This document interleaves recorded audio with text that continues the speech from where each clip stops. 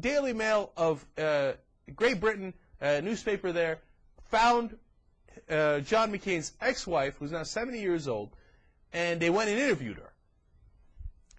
Do you remember I said on Thursday, hey, somebody ought to go find her and interview her and see what she's got to say.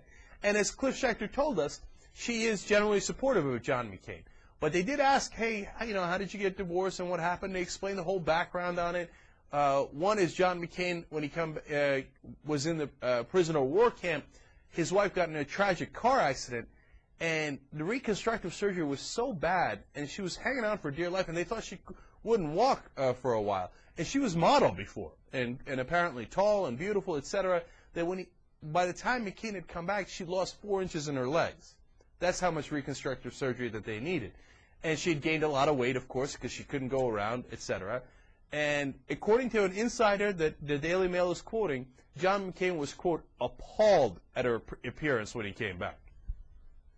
And then he admits to having fooled around with a lot of women while he was married. Now, he doesn't fully admit it and say, hey, here's Sally and Susie and Joni that I had sex with, but he says it was youthful indiscretions, and, he sowed his oats there in a way that he regrets, and he probably shouldn't have done, and he was a little too exuberant. And his ex-wife is trying to be nice to him because she really still apparently loves him, according to the Daily Mail who interviewed her. And is supportive of him and has a bumper sticker on her car of him. I mean, you just heard your heart goes out to this lady. And she says, well, he thought he was, even though he was 40, he thought he was 25, and it looked like he was trying to make up for lost time. So she's trying to give him the benefit of the doubt, but still, obviously, thereby quietly concedes that, yes, he fooled around on her when she was barely able to walk, and there she is now, getting out of her car. She's in Virginia Beach now. And there she was right after McCain came back in 1973 from Vietnam. But of course, it's got to sting that he went and found a woman who was 17, 18 years younger, attractive, rich, and that helped to launch his political career. Ross Perot turns out to be a quiet hero here. Ross Perot has always said that he cares a lot about prisoner of war guys, our guys that were captured as prisoners of war.